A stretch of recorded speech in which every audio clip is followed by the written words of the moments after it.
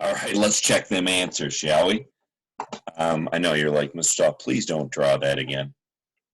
I won't. I should be able to just go all the way back. No, I can't. Okay, well, we can use our imagination because I don't want to put you through that again. That was horrendous. Let's do these first. King Henry died by drinking chocolate milk. Going from liters to kiloliters. We are going left. 1, 2, 3. Here's the decimal. Move it left. 1, 2, 3. We have 0.015. We're going from kilograms to grams. So we're going from something that's 1,000 times of a smaller unit, so there's going to be 1,000 times more of them. We're going from kilo to grams. We're going right. 1, 2, 3. Right. 1, 2, 3 is just going to add a 0. So 8,750 because it's 1,000 times larger. But there's a 10 and 100, so adds a 0. We're going from meters to millimeters. We're going from, I almost made that mistake. We're going from meters to millimeters. We're going right. 1, 2, 3. We're going from a big meter stick, and you have 5,000 of those. We're going to see how many little tiny centipede lines that you get, because millimeters, those lines that are on a ruler. What's that again? We have 5,000. And then there's going to be 1,000 times that. So I got 5 million millimeters. All right, this is the one I didn't want to put you through. All right, so we have the king gallon, a big, huge G. Quarters, there's 4 Qs. Each Q has pints, right? Princess, prince, and then each of those have cups or C or cats, right? So pints to quarts. Well, there's one big, huge Q on each corner, and then each of those have 2 keys, so 2 pints is equal to a quart. So that means 6 quarts is equal to 12 pints. Gallons. So their relationship is there's 16 cups in 1 gallon. So you want to pull out as many 16s as you can to make gallons. Well, 10 16s would be 160. We don't have 10s. 9 16s would be 6. So, all right, I guess I have to write this one out. I was trying to get around it.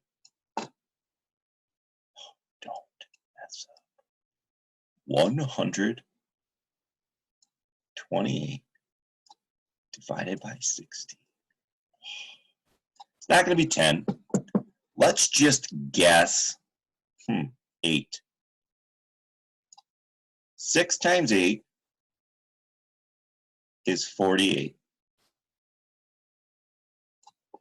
8 times 1 is 8, 9, 10, 11, 12. Wow, what a lucky guess. It hit it perfect. There's nothing left over. So how many 16s can we pull out? 8. So that answer is 8. If there was something left over, just like division, it would just turn into a fraction, right? Instead of a remainder, because it'd be a fraction of another gallon or 16th of another gallon. All right. So 1 pound is equal 16 ounces. So you don't only have the 1 pound, so that's 16, you also have a half a pound. So it's half of 16, 8. So 16 plus 8. And maybe I should go over this one a little slower because people struggle with this. Let me get that. So what do we know? We know 1 pound is equal to 16 ounces. How do we know that, Mr. Stahl? Well, if you look on your wonderful sheet that I gave you, I think this might not be it. This is it. Perfect. No, that's not it either. Great.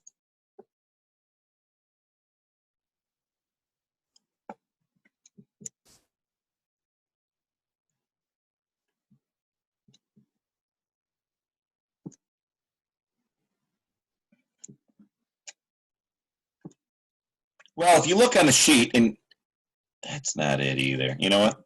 I'm over it. If you look on the sheet, it shows you how many ounces are in a pound. So there's 1 pound, 16 ounces. Not a 16th. This is just the way that we're going to look at it. We don't have 1. We have 1.5, right? So 1 times what is 1.5? Times 1.5, right? So that's your magic number.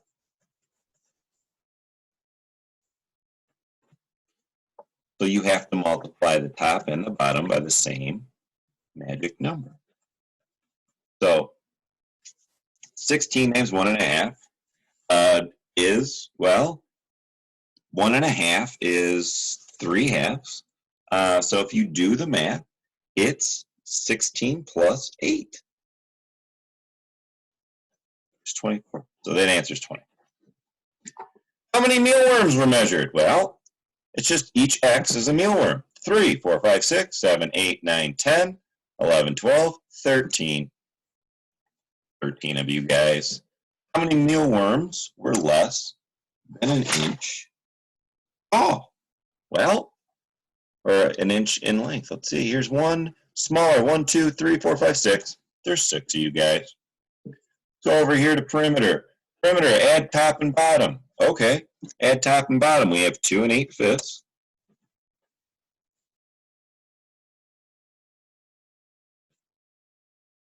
Why can't I see you? 2 8/5. Why can't I? Oh. 2 8/5, because I'm adding the top and the bottom together, 2 8/5. And then I add left and right together. We have 4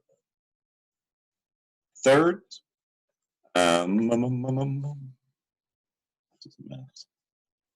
So 2 8/5 is the same thing as 3 3/5, because 8/5 is bigger than 1. So you can throw that 1 over. And then 4/5 or 4/3 is 1 1/3.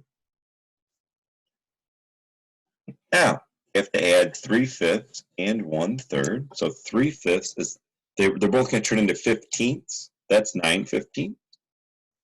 And then 1/3 is 5/15. And you add those bad boys together, you get 14/15. And then don't forget your wholes. 3 plus 1 is 4. So 4 and 14/15. That's our perimeter. And then our area is, you're going to multiply 1 4/5 times 2/3. 1 4/5 times 2/3. What is 1 4/5 as an improper fraction? 9/5. You're going to multiply it by 2/3. So 9 times 2 is 18. 5 times 3 is 15. That's improper. How many 15ths are in 18/15? Or I'm sorry, how many 15ths are in 18? 1, that's 1 whole, that's 15/15, and there's still 3/15 left over. And 3/15 is the same thing as 1/5. And that's your answer there, and it's centimeters squared. Alrighty? Alright. Happy weekend. Enjoy your weekend, and I'll see you next week.